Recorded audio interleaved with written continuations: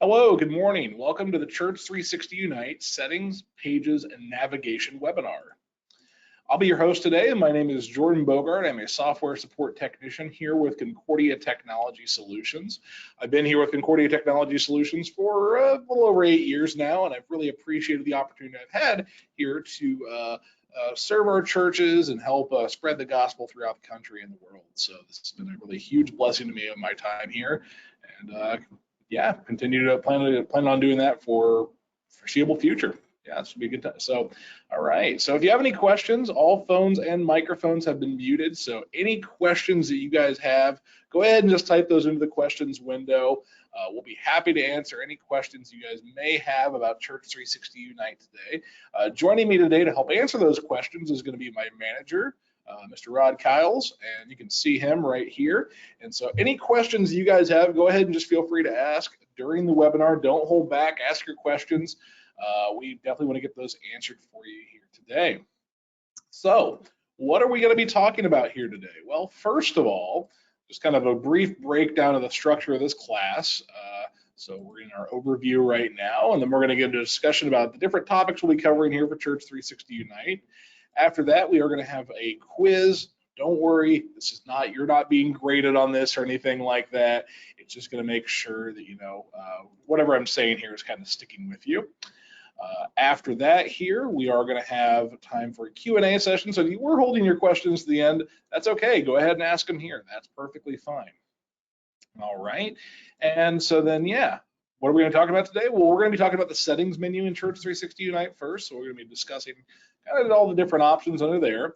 Then we're going to be looking at themes. So selecting your theme, styles. We're going to talk about customization, a few different things you can do with your theme. So we'll be talking about that there. We're going to talk about pages and kind of what we can do with our pages. So adding content to those, adding rows and cells, adding content to those cells, different cell types. So this is all the ways we can kind of bring our pages together to actually have content on our website. So with all of that in mind and kind of knowing what we're going to be talking about today, let's get started. So I'm going to go ahead and turn off my camera here for now. Let's switch over to our page. And right now I'm at my demo web page for today for demonstrating Church360 Unite, as you can see here. And this is a completely fresh site. We have a lot of kind of ground to work with here. So let's start off here. First off, I want to point out, to get to your church's Church360 Unite website, looking up here at the top, the website for our demo site today is called Unite 2022. Now every church's site is going to be unique. It's going to be, you know, whatever you guys chose. And this is called a subdomain. Whatever your church chose for the subdomain, .360unite.com. Now your church may have a domain name, and we'll talk about that briefly here in just a few minutes. But in general, if you want to get to your church's Church360 Unite website, you're going to go to your church's subdomain, .360unite.com, and that's going to take you to your 360 Unite website.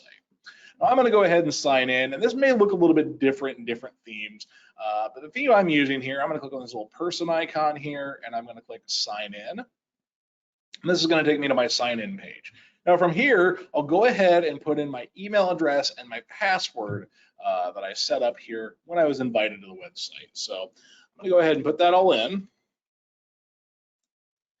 I'll put in my password. Okay, so I can do that there. Now, if you want the site to remember you, so you don't have to sign again, later again, you can check this box here. And as long as this information is retained in your web browser, it will go ahead and just automatically have you sign in when you come to the site. You also have an option here if you ever forget your password. Click here, put in your email address, and click send me password, reset password instructions. This will get you a reset link in your email, so you can go ahead and reset your password. And we also have options to sign in with Facebook and Google as well if you've set that up. Now, I'm going to go ahead and sign in here. So just do that really quickly. I don't fumble over my password. There we go. Okay, so let's start things off here. So now I'm signed in. I'm signed in as an administrator. We'll talk about the different types of users during tomorrow's session. But for right now, know that we're doing this training as an administrator, and administrators have full access to a Church360 Unite website. So we're going to go to the settings menu to start things off here, and we're going to take a look at the various settings that we have here on offer. Now, first up here, you have the usage for your church. Now, this is referring to the data usage you have on your Church360 Unite website. This website is set up as an advanced user, which is sorry, not advanced user, but an advanced account. And advanced accounts have 10 gigabytes worth of storage. Now, we offer different levels of plans at different prices that come with different options with them. The basic level subscription is a 2 gigabyte plan, or standard, sorry. Standard is a 2 gigabyte plan. The advanced is 10 gigabytes, and the premium is unlimited storage space. Now, what the storage usage actually is talking about is when you upload content to your site, so files, images, video, audio, all of that takes up some storage on your website. And so this is a little meter will kind of show you how much you're using. Now, right now, I'm barely using anything at all. 9.78 megabytes out of 10 gigabytes. So I have plenty of room to work with here.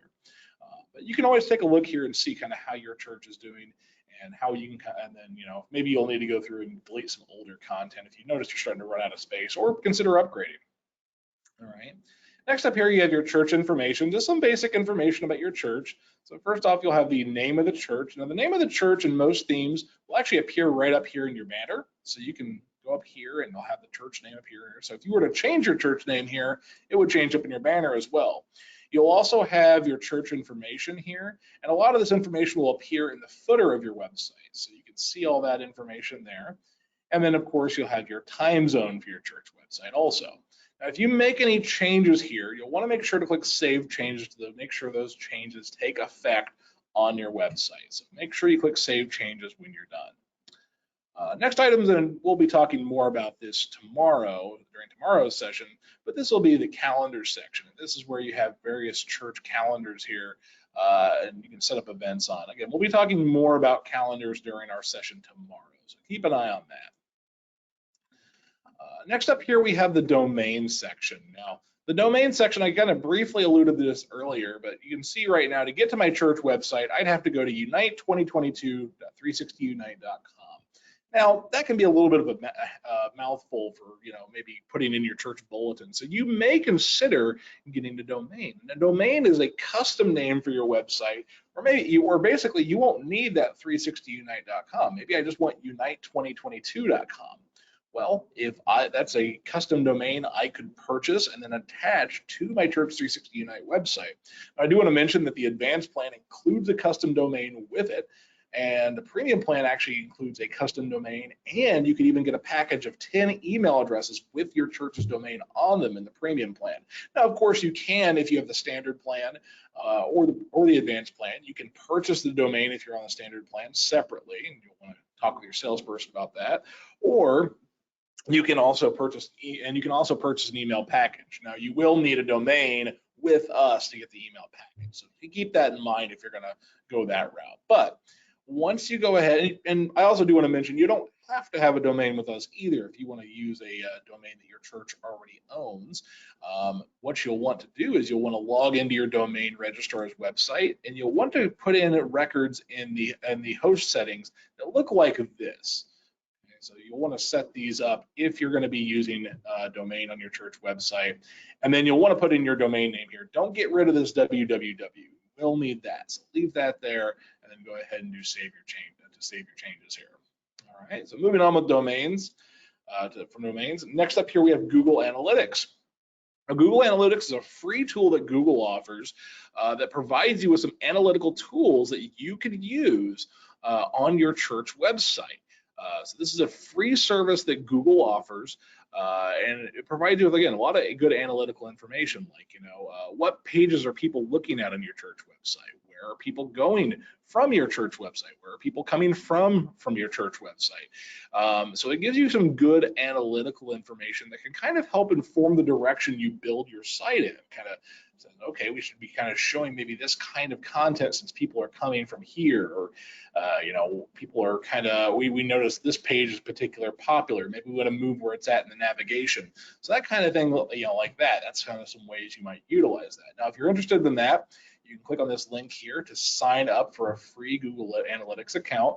It will be attached to a Google account. So if you already have a Google account, it's something you could just add on. And once you get that, they're going to provide you with an account number here. You'll want to check the box, and it's going to be in one of two styles. More than likely, it's going to be in this second style here, this Google Analytics 4. You'll copy that and then paste it into the account number field and click Save Changes. Now that will go ahead and connect your Google Analytics account to Church360 Unite, so you'll be able to access the tools on your Google Analytics account for your Unite website. All right, let's continue on. Now, next thing we have here is integration with our desktop software, Shepherd Staff. Now, if you're a Shepherd Staff customer, you can go ahead and connect your Shepherd Staff database to Church360 Unite to take advantage of the directory features that we offer on here, and also the ability to go ahead and more easily invite your people who are in Shepherd Staff to be users here inside of Church360 Unite. We offer step-by-step instructions here. Follow these, very easy to set up. Of course, if you need any help, though, you can give us a call and support also, and we're happy to help you out. Okay. Now, the next thing we offer here is social links. This is going to help you link to your church's various social media accounts. Now, we offer links to Facebook, Twitter, Instagram, YouTube, and Vimeo. How this works is you'll put in the website address for your church's Facebook account or Twitter account or Instagram, whatever you guys want to set up. You go through, you'll put in that information, you'll click Save Changes, and once we do that, let's go ahead and just put in, facebook.com here. Save that. Now you'll notice the bottom right-hand corner of my page, I have a Facebook link. And if I click on this, this will jump to whatever link I put in the Facebook social link section here. So you could use this to have a constant link at the bottom of every one of your pages that would have a link to your church's Facebook site. So again, this could be a really helpful tool to help, kind of point people in the right direction for your church. Now, the last section here is talking about texting. We do offer the ability to send out text messages from Church360 Unite. We won't really be talking about that today.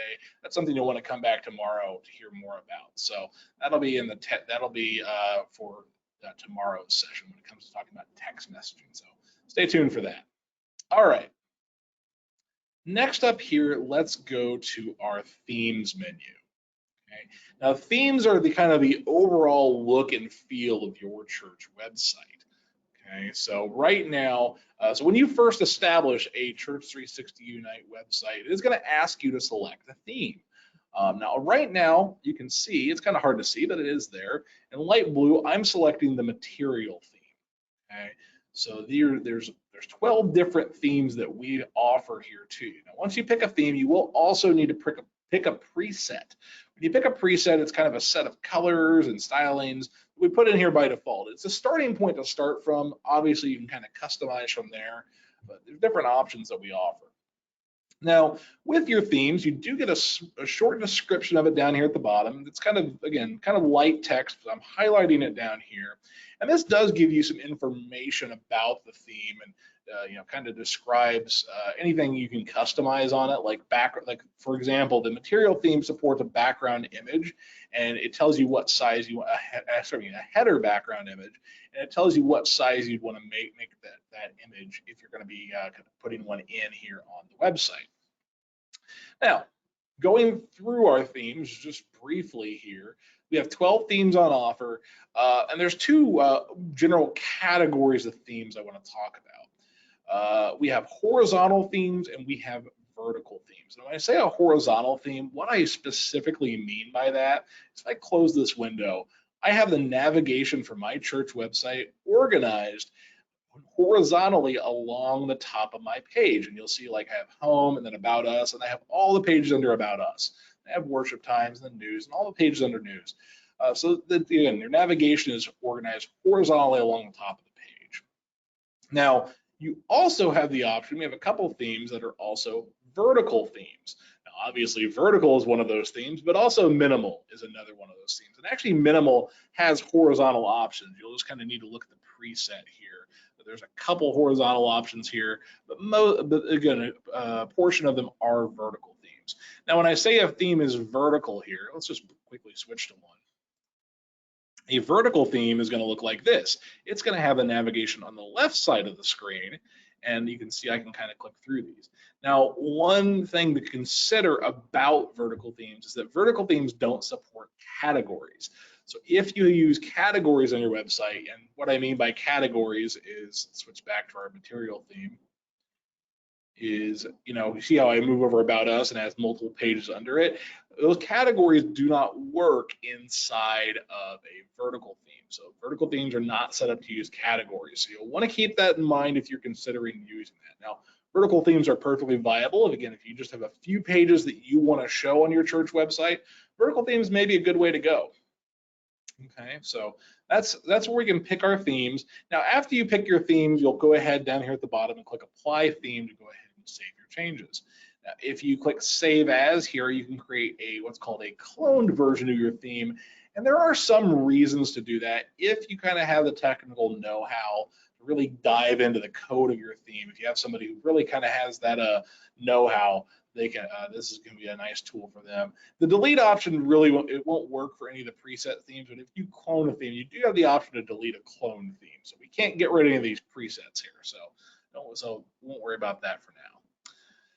All right, next up here, let's go ahead and jump over to the styles section. Now, the styles section is our solutions for our solution for fonts here inside of Church360 Unite.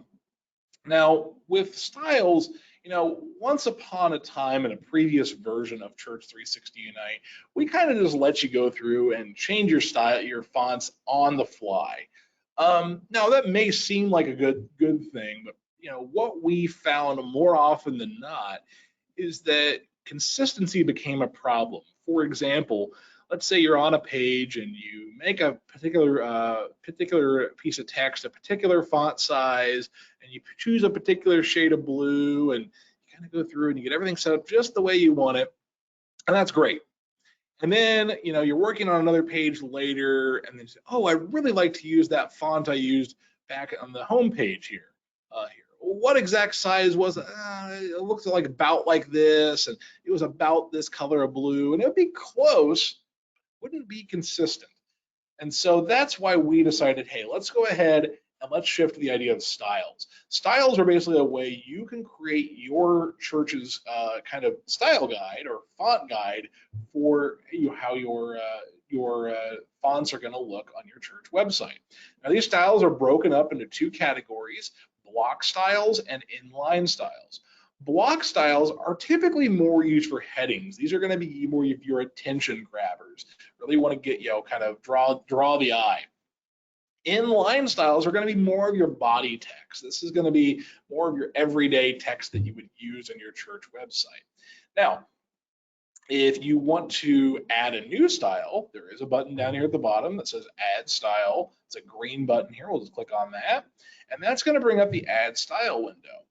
Now, in the Add Style window, kind of two things we can look at. We can either make a block style or an inline style. Right now, we're looking at an inline style. You can see block styles have a few more options to them. So again, inline styles, again, they're not made to kind of stand out as much. So that's why there's fewer options here. But you can come here to block style, and again, there's lots of different things you can do with the block style. All the options that are in the inline style are also in the block style. So I'm just going to be looking at the block style here. Now, you want to go ahead and name your style. Let's go ahead and just call this example. And the first thing we're going to take a look at here is the font family. And this is the actual font styling here. It would probably just be called font. If you're in a word processor, you go through here and you pick the font that you want to use. So you can go through here. We offer a lot of different options. Now, I want to make a special mention of this top option here called Inherit. Inherit is a special option where what it will do is it will look at the font around it, and it will start it by looking above it and saying, what's the font above me doing? And it's going to, if you have Inherit turned on, it will copy the same font family as what's above it. Now, again, here I'm going to say, no, let's go ahead and pick a style to use. Let's use this Roboto font family. So I'm going to pick that here. And the next thing I can do is I can do a font style. Now, different font families offer different font styles. So like Roboto, I picked on purpose because it offers a lot of different options. But let's say you go through here and I choose Quicksand. Well, Quicksand doesn't have quite as many options. So again, it's just going to kind of depend on which font family you pick. But for font style, this is going to control if this font is, kind of the weight of this font, how thick the font is, and then also if it's italicized or not. Now, I do want to make a quick mention about font style specifically. You can make some changes on the fly to font styles. Now, sizes, colors, you can't change that on the fly. But style, you can, to a degree, change on the fly. So let's go ahead and say this is going to be a bold font here. I'm going to make that bold. And then next, let's move on to font size. Now, font size, again, it has the inherent option as well, meaning it'll copy what's around it. But you'll see that font size is measured in what's called EM. EM is just kind of a generic measuring unit. You can see, as I have highlighted right here, here's what 1 EM looks like. And then everything is based off of that. So like, for example, this is what 0.8 EM, or 80% of what an EM might look like. Or you can say, well, here's what 2 EM looks like. So this is double the size. Let's go ahead and pick that. You can see, actually, it's kind of hard, it was maybe difficult to see before, but now you can see, hey, this is what this font's actually going to look like. You do get a preview of what this font's going to look like right here. And next we get our color pickers. Okay, so let's start off, let's go, oh, sorry, I skipped over text decoration. Text decoration is just a way we can say, well, this font's always going to be underlined, or this font's always going to have a strike through. You can do that if you'd like. And again, those are some things you can also change on the fly when you're on the page also. So again, text decoration is another thing that can be changed on the fly. Now next up here is color, which can be changed on the fly. So the color, you'd go through here, and then we have a pretty robust color picker here. You can see we can do a lot of different things with it, kind of change that color, kind of change the shade here. So make like this green color here. Now, if you prefer, you can also put in RGB values and HSB, which I believe is hue, saturation. I want to say bloom. I always forget the B in there. And then finally here, you also, if you're kind of more familiar with working with hex codes, you can actually just put in the exact hex code of the color you'd like to use. So let's go ahead and leave it this green color here. I'm going to click out here, and there's our font. And then I can also, with block styles, I can also put background colors on this. So like if I wanted to put like a pink background on this, I can do that. Again, I have the same color picker options that I had before. I'm going to go ahead and just leave that white though. All right. Next up, we get margin and padding, and this is going to help control the spacing around this style. Now, the easiest way to think about margin and padding is envision kind of an invisible box around your text. Okay. Margin is the space between the box and the text itself. Padding is the space between the box and other font around it. Okay. Now, if I click on margin, I can set a top, right, bottom, and left margin. And I can go through here and say like, oh, I want the margin to be well, if it wants to cooperate with me today, let's say 0.5 here on the right. And let's make that also 0.5 on the bottom. So I can kind of put that margin in here. I'll type in kind of how big I want that margin to be. And again, that's measured in EM, right? So that's how we could work with our margin. Padding is really essentially just the same idea. You'll go ahead here and you'll select, again, top, right, bottom, and left padding. And again, that's the space kind of outside that invisible box. All right, finally, you can also apply a border to this text as well. Now with a border, first off, you'll choose what kind of border you want. Let's say we're gonna go with a dashed border here. And you can choose what color you'd like that border to be. And then finally here, you can choose kind of the thickness of this border. So let's go ahead and say this is gonna be a 3. And maybe let's make it a little bolder. Let's go 5. And you can kind of see how thick that border gets. So you have some options on exactly how you'd like to make that look. Go back to none for that. And now that I'm done with my style here, I'll click save. And now this is a style I could use on my church website. So this is something I could use when I'm writing text on the website. Now I do want to point out over here on the right, the font load section. Now the font load section, what it's referring to specifically is that with, as you use especially more font families on your website, it does put a greater stress on your church website because the system has to load in each of those different font families when you go to a page. Now, I've only added one additional font family in. You can see it's kind of increased the font load just a little bit. This will cause some, but probably a barely perceptible difference in our load times here. You really want to watch out once you get into the red here, because then you might actually start noticing a little bit of slowdown as you go between go from page to page, because it's having to load all these font families in. My recommendation is you keep it simple. Just a font family, maybe two, at the very most three for your site, and that's really going to help your site again kind of just load up in a good amount of time. Now, if I also want to make any changes to my styles, I just simply click on it. I have the option to make any changes I want, click save when I'm done, or if I want to create a copy of this style, if I want to go ahead and make changes and say, okay, I'm going to leave the original style alone, but go ahead and create a new copy, I could do that here. And of course, I could also just delete this style if I don't need it anymore. And I'll go ahead and do that. Okay, so that's styles. Let's go ahead and move on to customize here next. Now, with the customize section, different themes have different things that can be customized about them. Not all the themes have all the same options, so just kind of keep that in mind. Now, here, this is the material theme, so here's the options you can see for the material theme. So I could change like the header color here. So if I wanted that to be, maybe like a kind of this light gray, I could do that here. I could also change the color of this navigation bar. If you have like a sideboard border, that's not showing up here. Sidebar color, again, those two things aren't showing up here. But you could also, upload a banner image here. If you click upload, I could upload a picture from my computer to act as my banner image here if I'd like. So I get some capabilities here to kind of make some changes to things if I'd want to. And again, accent color, that would be more like your text links. And then you can also change the font of your heading here as well. Now, when I'm done with this, if I wanted to save this, I'm going to click Save Changes. Now, I don't want to save this. I'm just going to refresh my page, and you can see I'm back to normal. Now, I'm just going to make a quick mention of the advanced and edit sections here. The advanced section is if you kind of have some advanced know-how, as the name implies, to put in some custom code for your website. This is where you can do it. So we have custom headers and custom scripts to give you kind of a peek under the hood a little bit for anyone who's familiar with coding. The custom headers will go in your head tag of each and every page. Custom scripts will go in the closing body tag of each and every page. And typically you're putting like HTML type code here, and you're looking for like JavaScript type code here. Now the edit section is only available to you if you've cloned your theme. This gives you a great deal of access to your site to be able to really work with the theme at a coding level. So if I were to go in here to themes now and I were to go to edit, I can actually look here at the exact code of this theme, and I can start making changes if I wanted to. Now, again, this is a very advanced feature.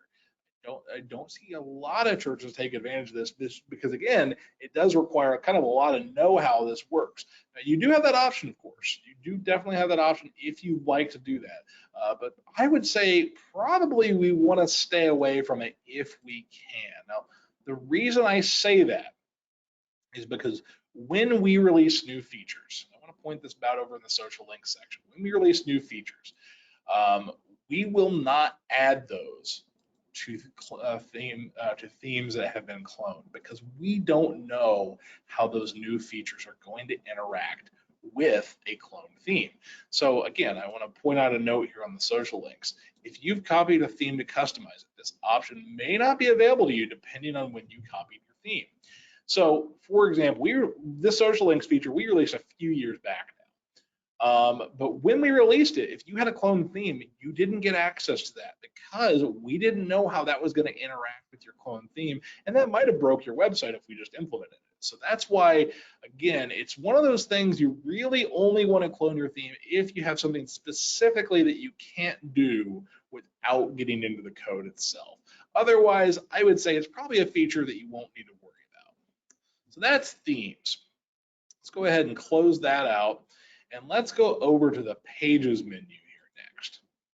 Now the Pages menu is where we're going to go ahead here, and we're actually going to set up the overall kind of navigation, the structure of our website, the kind of the skeleton of the website.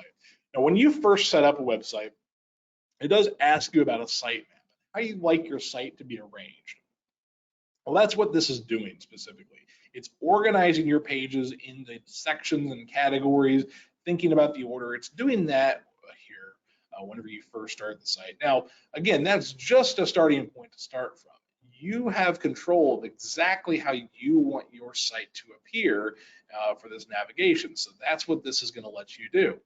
Now, I'm going to go ahead and just kind of briefly walk through this section here and kind of talk about what we're seeing. Now, first off, we have active menu items and available menu items. Active menu items are the menu items here that you see on your navigation. So you see home, about us, all the pages. Well, here we have home, about us, all the pages under about us. So you can see that those are all there. Now, your available menu items, these are all web pages that are on your church website, but they are not on this navigation section. Now, that doesn't mean they're not accessible. You might have links to them on other pages, or people may even just know the website address to go to get to those pages, but they're just not in your navigation straight away. Okay. Now, taking a look at this active menu items section, let's look at the different icons that we see and what they mean. Now, first up, I want to point out the icon to the left of home. This is what's known as a blank page. A blank page is a page where it's basically kind of a clean slate to work from. Most of your church's web pages are pages on your site are going to be composed of blank pages that you, of course, then go and add content to. So that's what this home page would be all about. Now, the next thing we see here is about us. Now, it looks like a stack of blank pages on top of each other. This is what's known as a category, and categories are not pages themselves. About us is not a page. I can't click on about us here and get to anything. This is just a way we can kind of group our pages together. So you can see here with about us, I have the page, and then I have the category, and then I have multiple pages kind of indented under that to show here's the different pages we have in this about us category. So we have what we believe, mission, vision, our story, all those different things there, and those are all pages under the about us category. Okay. Moving on to the next unique icon here, we have the calendar page. Now, calendar page is a unique page. You can't have multiple calendar pages. But with the calendar page, this is a page that kind of acts as your site's main calendar. Any of your events will show up here on this calendar page. Again, depending on what you've set up in the calendars menu, we'll talk more about that during tomorrow's session. That's the calendar page where you see all that information there.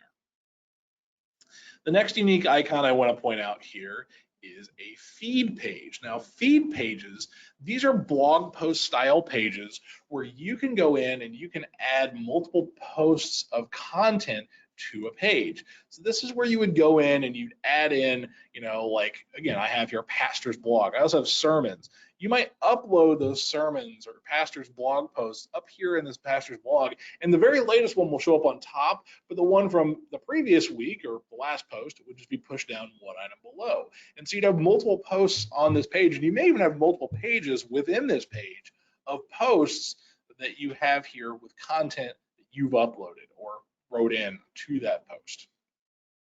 Now, the last special icon I want to make mention of here is next to these members section here, and this is I have two more. Sorry, this members section. This is the members page. This is kind of acts as our online directory inside of Church360 Unite.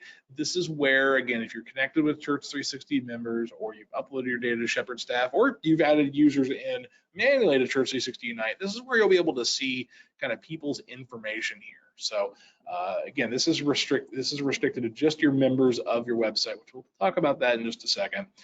And then the last item we have here is the group section. And the group page rather. A group page is a kind of a I almost call it like a mini website unto itself, where you can set up different groups at your church and have people invited to those, and they can host content just for that group of people.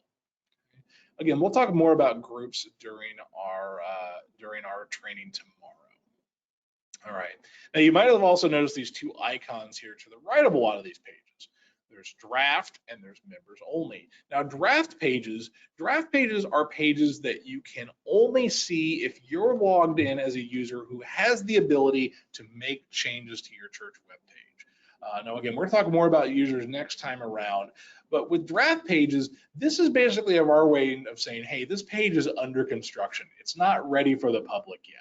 So you can put a page in draft status to kind of say we're still working on it. And with that, what you can do, if I want to put a page in draft status, I can click on it here. Now, first off, I guess if I want to take it out of draft status, I would click on the page where it's highlighted in blue. I'll click publish, and that takes that draft status away from the page.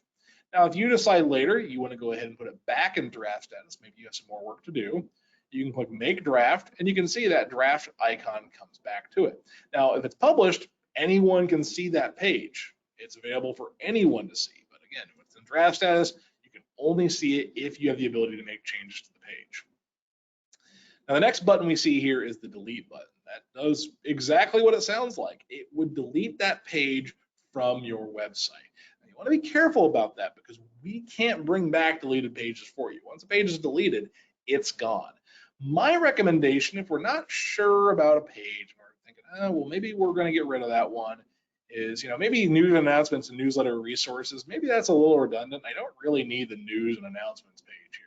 What I could do is I could click and drag it over to my available menu items, and I'm going to leave it in draft status. And that would make it so really the only people who could access it are people who can make changes to the website and who have the link to that page. So it'd be kind of out of the way.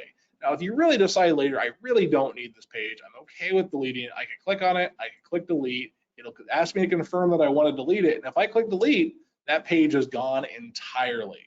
Again, there's no bringing a page back once it's been deleted. All right. Now, the next type of thing we have here is this members only option here.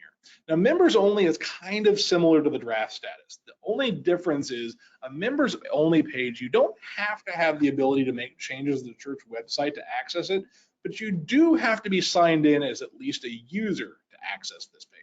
So this is good if you have some pages that maybe you only want members of your church to have access to. We've given access to log into Church360 Unite. Now, again, I can make a page members only here. Let's take it out of draft status again for a second. And then I can look the private option here.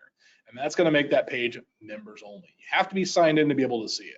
If I want to take that members only status away, I can click public, and that will take that away. Okay.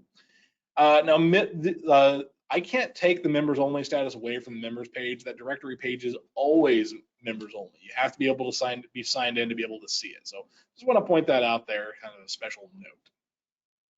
Now, the last option here is the duplicate option. The duplicate option, what this is going to do for us is this is going to let us create an exact copy of the page we have selected. And kind of the way people use this is, let's say I'm redesigning my home page. I'm going to be redesigning my home page from the ground up. But I don't want to get rid of the old home page while I'm working on it. I want to leave the old home page up. So what I can do is I click on this, I click duplicate, and you can see I now have home 2 over here in my navigation. This is an exact copy of my home page. So what I could do is, while it's over here in my available menu items, I could click here, I save my changes, I could click here, and then I can start working on this new version of the home page. Now, once that new version of the home page is done and ready to go, I could just go in here and I could drag and drop it over into my active menu items. I could move my old home page here and even then delete it, and then I could go in and rename this later. We'll talk about that in just a second. And kind of and then that way I'd have the new version of the home page up and ready to go with really no downtime. Now, one other quick thing I want to mention, let me get rid of this duplicated page here. With the active menu items, this page here, whatever is at the very top of your active menu items, is considered your home page. So this is what page people are going to go to whenever they first come to your church website, is this home home page. So if whatever's on top is going to be here. Now, I also want to make another mention. If your top page is in draft status, it's just going to keep going down the line until it finds a page that isn't in draft status. So going on down the line, it looks like Pastor's blog. If home wasn't my home page here, it would go on down the line until all the way until it gets to Pastor's blog, and that would be the home page. So again, think about what's on top and what's published and what's not. Okay. Now, if you want to add new categories here, I can click Add Category. When I click Add Category, it gets added to the bottom of my active menu items. I'll go ahead and name it. Let's call this one Example. And now this is a category I have inside of my active menu items. Now with a category, if I have a category but I don't have any pages under it, it doesn't show up in my navigation, because remember, a category on its own doesn't do anything for us. There's nothing you can really do with a category with no pages under it. So you have to have at least one page under a category in order to be able to see it. So, for example, if I take this music page and I click and drag it, now if I place it like this music page is not under Example. In fact, if I save this, you'll see music gets a spot on the navigation, but that Example category still doesn't. In order for a page to be under a category, you need to click on it, drag it over, and you see there's that gray shadow along the under it. If I drag this to the right, that gray shadow will move over, and now that music page is under the Example category. I'm gonna just move that back for now though. So let's put that right there. And if I want to get rid of a category, just drag it over to the right, drop it, and the category will go away. You can't have categories in your available menu items. Now, if I want to add a new page, I'll click the Add Page button up here at the top, and this is going to show me all the different types of pages that I can add. Now, really, there's only 3 that we're concerned with, even though there's quite a few options here. First up is a feed page. That's that blog post style page we talked about earlier that you might use for like your sermons or pastor's blog. Next up here is the group page. Again, we'll talk more about group pages during tomorrow's session. And then we have blank pages. And this is probably, again, what you're going to be using to construct most of your church website.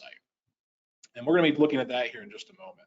Now, there are other pages here. These are all just variations on a blank page with some information pre-filled in for you to kind of give you an idea of where to start with for some of these pages. So these can be helpful to you for sure. But again, if you're just trying to start from scratch, a blank page is the way to go. All right, so I'm going to create my page here, and let's go ahead and create a page called Vacation Bible School. Okay, so I type that in and I press enter, and that created my Vacation Bible School page. Now, when I'm done here, I'm going to click Save My Changes. And let's say I want to go into this page and start working with it. Well, I can click here and I can go ahead and get to my Vacation Bible School page. But let's go ahead and let's customize another page. Let's go ahead and work on our home page here. Let's go ahead and click on Home. And this is our home page. And let's start designing our home page here. So I'm logged in as an administrator right now. And when I'm logged in as an administrator, or anybody who can make changes to the church website, to start making changes to a page, I'm going to click the Edit Page tab over here on the left. That's going to extend the Edit Page tab, and this is where I can start working with this page, start adding content into the website. Okay, so you can see here first off, right now up at the top, I see the status of the page, and right now this page is published. So when people come to the website, they'd be able to see this home page right now. Now, if I wanted to put it in draft status while I'm working on this, I could do that. I could set it to draft, click Save Draft, and this would be in draft status, which is indicated by this gray box up here at the top right. Okay, so that's indicating we're in draft status. Now I have the URL. This is the website address of this page. So you can see it says http:// and then some dots here. That's your Unite 2022 .360unite.com. Then you see it says /home. And if you look up here, that /home, this is how we get to the home page. If I wanted to have that website address be something else, I could change that here. Just know that you can't have any spaces in your URLs. You want to use probably dashes to separate that out if you want to have kind of spaces in your URL. Your page title is the name of this page. You'll see it up here. This is what the page is actually called, and you can change that here, of course. And then you have your meta description. And when talking about the meta description, the way to think about this is if you've ever been like searching for a web page and you see there's the page's title, And there's a couple short sentences about it, describe what that is. That's what this meta description is. It's describing the purpose of this page. Typically, you want to keep this to just a couple short but complete sentences, just describing what this page is all about. Now, when you're done here making changes to this section or anything over here, you'll click Save Draft down here at the bottom. Although if the page is published, it'll say Publish instead. They both serve the same function, though. They save your work. Okay. Now, you'll also notice here that there's this box here with a dotted line. You can see here, this dotted line box. This is the area of the church webpage that is editable right now. This is what's called a cell, okay, this dotted line box. Now notice there's a plus sign to the top, to the bottom, and to the right of the cell. Now if I want to add additional cells here, what I can do is I can click the plus sign in the area that I want to add a cell in, and that would add an extra cell of content. So now I have 2 cells on this row, okay? And what I could do is I could actually change the horizontal width of these cells. So now I have this set up so it would be actually kind of a 2-column page. And I say columns because you'll notice I can't manually change the width, at least not the width, but the height of these pages. But as I add content to them, this row will stretch down to kind of take up enough space to kind of have enough space for the content that you filled into these cells. Now, if I want to add another row of cells, I'll click the plus sign below or above it, and that will add a new row. And then I can even take a cell that I've worked on in another row, I can click and drag it, and then I can move this cell down to the row below it. Now, if I want to get rid of a cell, I click the little minus sign here, and then I click remove cell. I also want to mention you can have up to 4 cells in a row, so just kind of mentioning that. But if I want to get rid of a cell, I can click this little gear icon and click remove cell. That would get rid of it. You always have to have at least 1 cell on the page though, and you always have to have the top leftmost cell. So just keep that in mind. Okay, so that's the basic introduction to rows and cells. Now, what if I actually, now let's go ahead and actually add content to this here. So this is if I click the little pencil icon here, this is where I can actually start making changes to the content inside of the cell. You notice that pencil icon now turned to a circle with a check mark in it. And you can see here, I can start designing my church page. So I have our home page here, and I can see that right here. And okay, I have content in here. Well, this works just like, any word processor. So instead of saying home, let's just say, welcome to Christ Community Church. Okay, so there it is. Well, that's kind of boring looking font. Let's go ahead and let's bump that up to heading 1. Well, that's one of our styles. So I increased the size here to a heading 1 style. Now, once I do that, I can make other changes to my text here too. So like I can make this font bolded, although it already is. I can make it italicized, underlined, strike through. You might have also noticed here that if you look at the little tooltip it gives you, you can actually use the standard keyboard shortcuts for these options here. So like if I want to italicize this, I can also just press Control then I on my keyboard, and that would italicize it. Now I have this here. Maybe I want to change the alignment on this. It probably makes more sense to have this be centered. So let's go ahead and center this in our cell, but I could also make it right aligned. I could also make left aligned. I could justify it, kind of however I want to do that.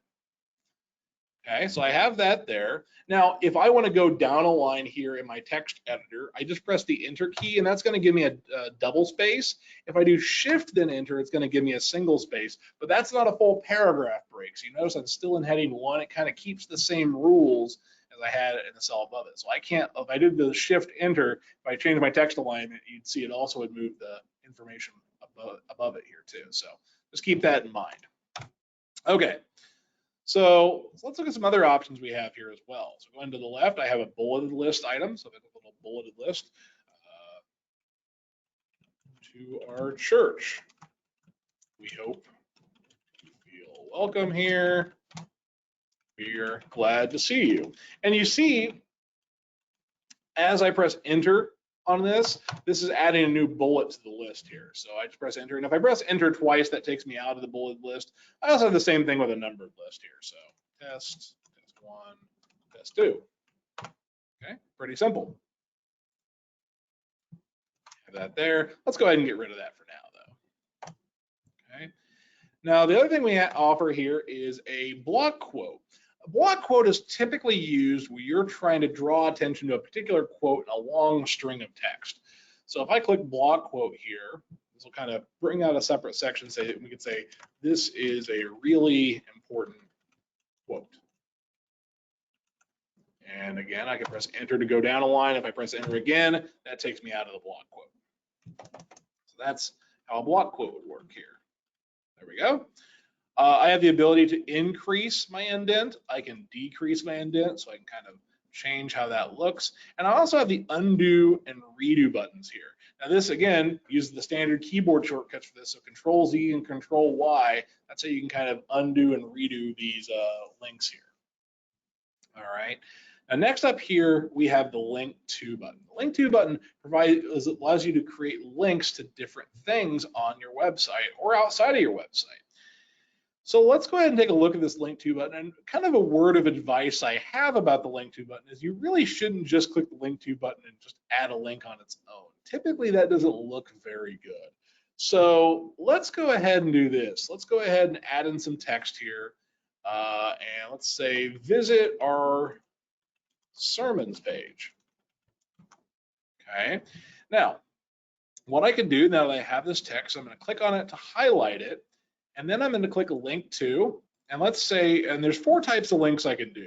Let's start off with the first one, which is linking to a page or feed in my site. If I click here, this is going to let me pick another page or another feed, again, talking about feed pages, and say, okay, well, I want to link to the sermons page. And if I click add, and I save my draft, I click on this, this takes me over to my sermons page. Okay, so there it is. I've added that sermons page now. I'm at, sorry, not added, but I'm at the sermons page now. Now, after I create that link, if I click on it here, I have a few ways to change it here. If I click edit link, I can change where this is going to, or if I want this to open up in a new tab instead of the tab I'm already in, I can click open a new tab. And if I save that, now when I click on the link, you'll notice I'm still on the home page over here, but in this new tab, I'm on the sermons page. So this is good if you want to keep people on the page they're on, but give them the way to get to over that other page. Oops. Hope I don't click outside the page here. Let's go back. There we go. All right. And if I edit the page, I can also go ahead and remove the text from this link without getting rid of the text. So if I click on this and click this piece of chain link with an X through it, that gets rid of the link, but it keeps the text behind here. Okay.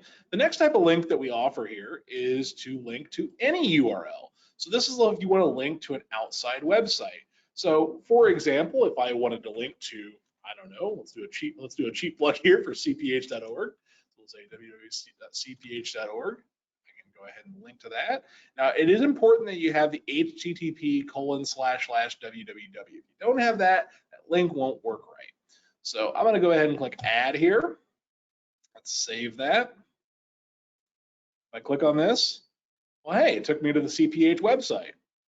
There it is. Let's go back here. Oops, refresh the page.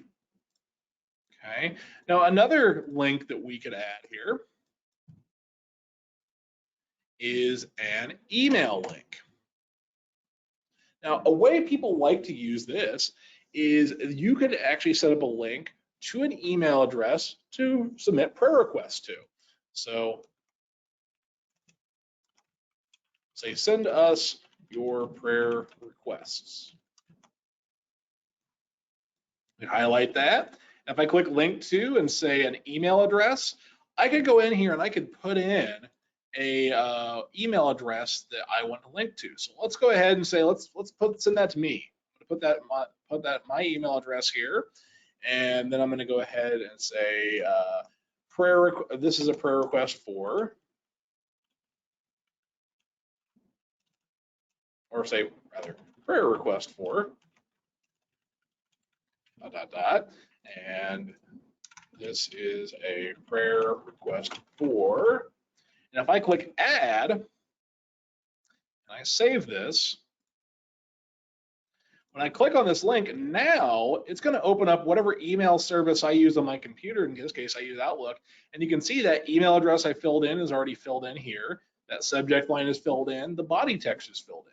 So you can kind of help people submit those prayer requests for you to the church in that way by using that email link. Now, of course, that's not the only way you could use it, but that's just an example. Okay, now another way you can use this link to button is to have a file for download. And this is if you want to go ahead and put up a file on your church website. Now, this does bring up the point of uploading content to your church website. Your church website, again, does have an amount of storage it can use. So anything you upload through here does take up some of that storage. That's what we talked about way back in the settings menu here. So if I click upload, I could grab a file from my computer. So let's go ahead here and just say, I don't know, I'm going to grab just a spreadsheet here from my computer. So I can click on this, I can click add, and now if I save this, this would download this Excel file to my computer that I had uploaded here. Now you can do this with any file that you have on your computer. Bear in mind that there is a limit though to how large a file you can upload, because the maximum file size of any file you upload to your church website, that's not just talking about these files, but it's talking about images, video, and audio too, is 100 megabytes. That's the largest you can upload. So just keep that in mind. Now again, if I click here, click the pencil icon, again, I can make some changes to that. If I double click on this here, oops, sorry. That's how I can go ahead and take that file, get that file uploaded here to the site. Now, let's go back here. Sorry about that. Let's remove that link. Now, if you upload a file to your church website and you decide later you want to take it off here, go to a file for download, find the file that you uploaded, click on the little trash can icon here, and that would remove it from your church website. So it's no longer taking up storage on your site. So that's the different types of links you can add. We also have a spot here where you can put in a horizontal line. This is just a horizontal line to kind of act as a visual break within the cell if you'd like. Here we have a spot where you can upload images, video, and audio. Now, if I want to upload an image here, I'll click on image, click the upload button, and I'm going to grab a picture off my computer here really quick. Let's do that.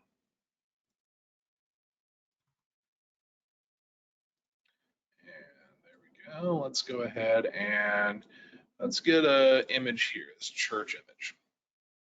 Okay. So there we go. The image is uploaded to my website now. It's highlighted in blue. I'll click select, and there's the image. Okay, so that's the image I upload. Now, maybe I want to make some tweaks to this image. So if I click on this image here, the first thing I'm going to do is I want to change the size. So right now it's taking up the full horizontal space here. Now, if I click change width, I can change the size of this image. Now, you'll notice it just says change width. It's not talking about changing height. Any images that you upload to Church360 Unite, we kind of have a built-in rule. We will never change the proportions of the image that you uploaded. So the proportions of your image are always going to remain the same. Now, this image here is actually much larger than what you're seeing on screen, but the actual proportions are the same as what I had uploaded. So this is, let's pretend this was a 16 by 9 image. Well, it's still a 16 by 9 image. It's just a smaller 16 by 9 image, for example. Now, for actually changing the size of this image here on the page, I can change the width. And there's two ways I can do that. I can either put in the exact pixel value of how wide I want this image to be. Let's say I want this image to be 500 pixels wide. So I type in 500 px, and then I click the little check mark here. You can see now that's 500 pixels wide, and the height changed to match. Now, the other way I could do this here is I could put in a percentage width that I want this image to take up. So let's say I want this to take up, let's say 75% of the width of the cell. So I'm gonna type in 75 and then percent, and there you go. Now that takes up 75% of the width of that cell. Now I can also change the alignment of this image. I can make it left aligned, I can make it centered, I can make it right aligned, whatever I'd want to go ahead and do there. Okay, we can do that there. And then I also have this option here that says change asset text alternative. Now, if I click on this, this is for use with like screen readers. Like if somebody has like a screen reader and they have a visual impairment, this would go ahead and put an alternate text to use when somebody gets to this in the screen reader. So we could say like, this is an image of our sanctuary. Okay, I can check that box, and then when that screen reader gets to it, it will go ahead and bring up that, it'll go ahead and read off that text. Full-size asset would bring it back to its original alignment here. Change image link, you can actually add a link here on this image. So you could go ahead and have all the same options you had in the link to menu here. And if you've added a link, but you want to remove that link later, you can click this little remove image link, and that will remove that image. Okay, so that's the image option here. And if I want to get rid of that, I click the little trash can icon, and that's going to go ahead and get rid of that there.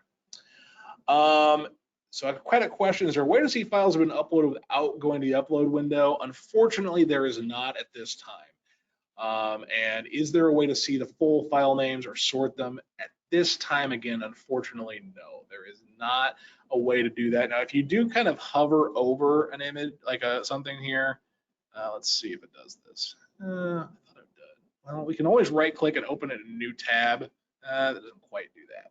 Well, again, unfortunately, no, it doesn't show extend out the full, well, actually, sort of if you hover over the actual image or file itself, it will give you kind of the full file name there. So again, you can kind of make use of that if you'd like. Okay. So that's how you'd be able to do that. Okay. Now on to video and audio. I don't have any video or audio to upload here, but again, with those, you're looking for MP4 video, you're looking for MP3 audio, and you are still, again, restricted to that 100 megabytes. Now with audio, that's probably still okay. You can probably get away with like almost up to an hour sermon without really running into any problems. With video, you can very quickly run out of storage space, you run out of space to be able to actually get the video on there. So what's an alternative means to actually get video onto your website? Well, you might be thinking, well, I'm stuck. I can't do anything larger than 100 megabytes. Well, no, not necessarily. You could upload your video to a video sharing website like YouTube, for example. And what I could do here is I could find the video I want on YouTube. And I'm going to go ahead and grab one of our videos here. And I can get the website URL for it, click on it, copy it.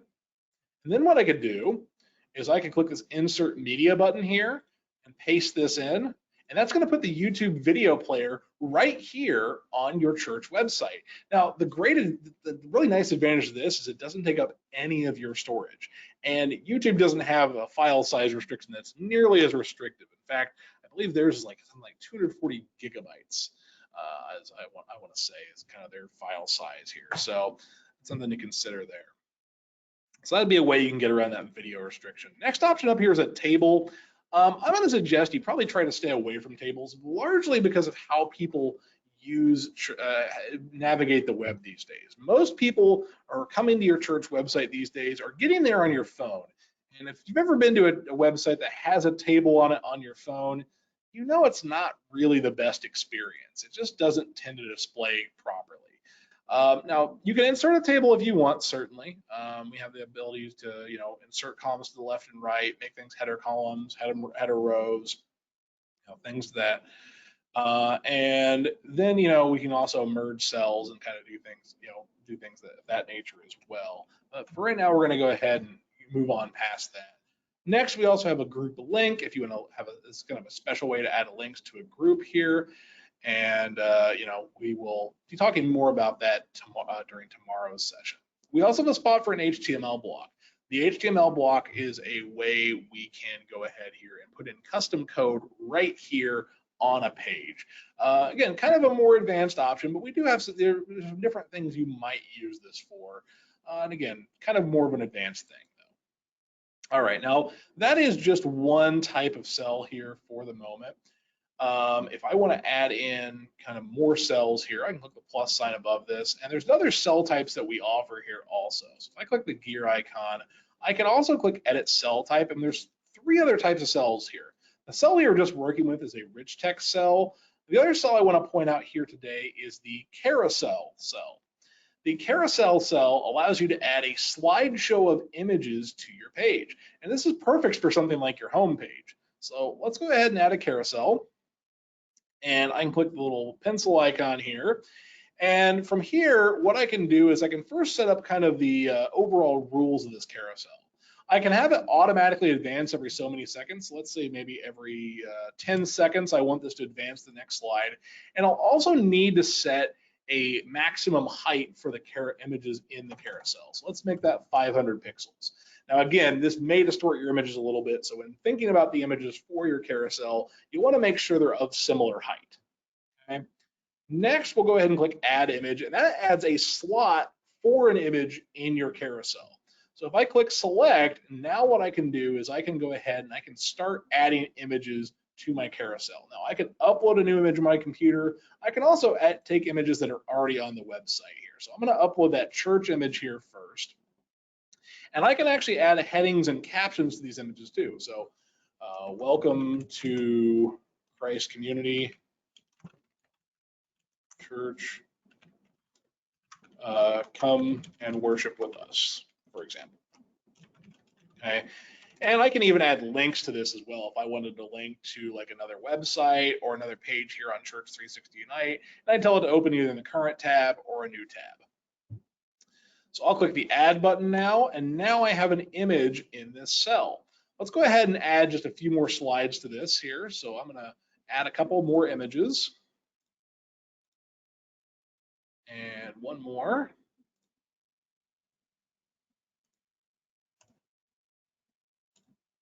Okay, so I've added all those images, and now if I click Save, and I save my page,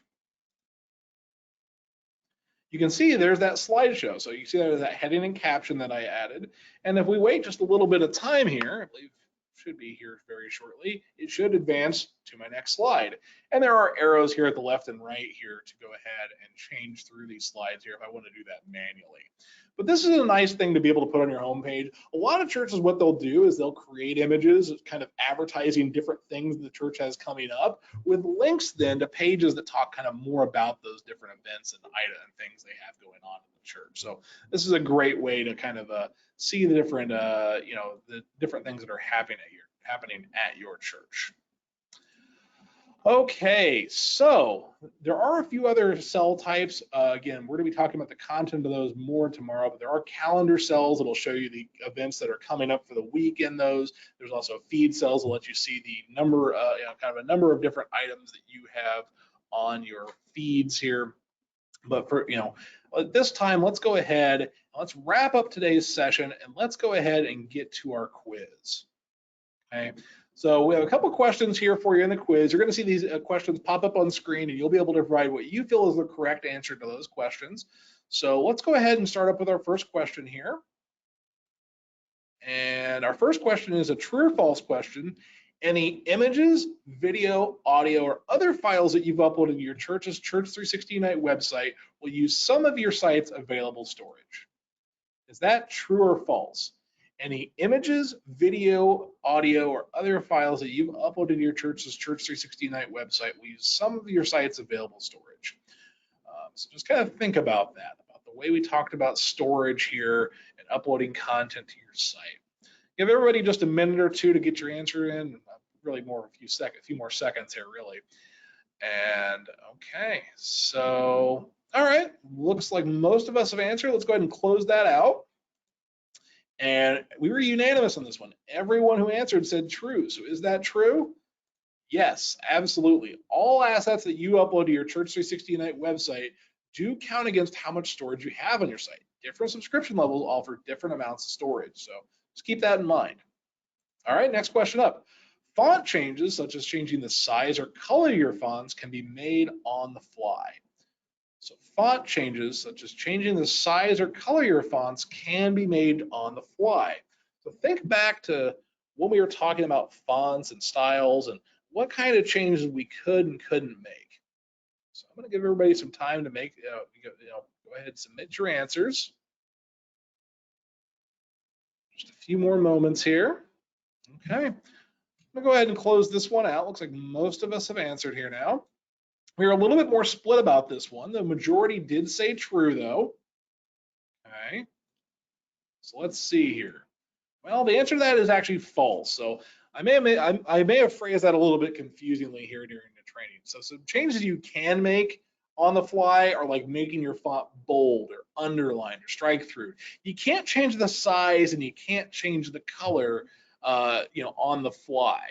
That you need to go back to your styles menu and kind of make your changes there. So you really want to think about designing your styles really before you start building your site. So that way you kind of have consistency throughout. All right, moving along here next. True or false? Pages in the available menu items will be seen in the navigation or menu bar of your site. So thinking back to that pages menu, pages in the available menu items will be seen in the navigation or menu bar of your site. Is that true or false? Okay, so the available menu items. Think about that pages view, those two columns, kind of what we were looking at there. All right, I'm gonna give everybody just another second or two. Looks like most of us have answered. Majority of us on this one said false, and are we correct? Correct, that's false. Only pages that are in your active menu items will appear in your navigation. Pages in your available menu items can still be linked or accessed via the URL for the page, but will not appear in your navigation. So just keep that in mind. All right, next up. When you create cells on a page, they can be dragged and dropped to arrange the page in the way you want it. I kind of have the question phrased a little bit differently here in the questions window, but the idea is still the same. When you create cells on a page, they can be dragged and dropped to arrange a page in the way that you want it. So thinking about designing your page here, how do we kind of lay that page out? Thinking about rows and cells and kind of arranging things on a page. We kind of talked about this here just a little bit ago, thinking about the way we have our pages arranged. I'm gonna give everybody another few seconds to submit your answers. Okay. Most of us have answered here now. I'm gonna go ahead and close that out. All right. So it looks like the majority here said true, and that is true. Rows and cells make it easy for you to arrange your page in the way you'd like it to appear, including dragging and dropping cells to quickly rearrange your page. I think I see what I did there. So sorry about that. All right, continue on. Finally, last question. Bring that up here on the screen. There isn't any way to display videos that have a file size over 100 megabytes on a page. Is that true or false? Isn't any way to display videos that have file size over 100 megabytes on your page. Is that true or false? Okay, gonna give everybody just another few seconds to get your answers in. Okay, looks like most of us have answered. I'm gonna close that out. And most of us said false, and are you correct? Yes, well, it is true there is a 100 megabyte cap on the files that can be uploaded to Church360 Unite. You do have the capability to use the embed media option to bring in videos from sources outside of Church360 Unite. So think like YouTube and things like that. All right, well, that's gonna go ahead and cover the quiz. Do you guys have any questions? So I see there's been some questions here. Rod's kind of kept up with those as I can see. So kind of any other questions that people may have here today? I'm going to move on here to the next slide. If you're writing out your question now, go ahead and continue writing, no pressure on that. But I want to thank everybody for attending today's Church360 Unite webinar. Tomorrow's webinar is going to be all about users, groups, calendars. So we're going to have a lot of information for you there tomorrow as well. So if you didn't see what you were hoping to have covered today, come back tomorrow. We'll be talking about more content here inside of Church360 Unite then. Okay, so I'll give everybody just another few minutes if you're working on writing your question here now. And again, I really want to thank everybody for attending. I hope you guys learned something new today. And again, if you do have questions, feel free to reach out to us in support. We're happy to help you out. And okay, I don't see any more questions coming in. If you don't have any questions, that is the end of today's training. And again, I want to just thank everybody one more time for attending. I hope that you all have a wonderful day, and if you have any questions, feel free to reach out. Have a wonderful day, guys. Take care. Bye-bye.